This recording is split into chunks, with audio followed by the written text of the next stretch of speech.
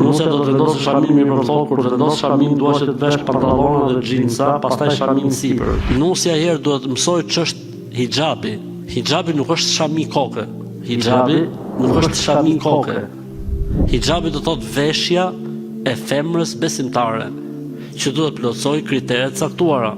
Duhet të jetë i gjerë, duhet të jetë jo i tejdukshëm, duhet të jetë jo i zbukuruar, duhet të jetë jo i parfumosur, duhet të mbulojë të gjithë trupin e femrës, nuk duhet të japi detajet e trupit të femrës, duhet që shamia të derdhet mbi kokë, të derdhet mbi supe, duhet që mos përgjasoj me rrobat e meshkujve, pantallonat, këto.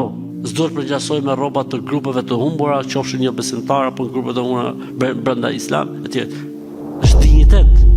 Rroba e femrës muslimane është dinjitet. Rroba e femrës muslimane do të thotë ajo shpreh identitetin e saj të besimit nëpërmjet kësaj rrobe. Për këtë arsye thoshin moshmit, nëse do me ditë fenë e burrit, shif si i vishet gruaja. E nëse do me ditë fenë e gruas, shif si i vish gocën. Do me vu shamin thot, por ta vesh me pantallona. Shamia nuk është shami koke, po është diçka që duhet mbrojë trupin e femrës, duhet plotësoj kritere etj. Gjitha. Për këtë arsye, kush bën ndërmend me vuj xhabit, duhet lexoj. Duhet lexoj ç'është hijabi.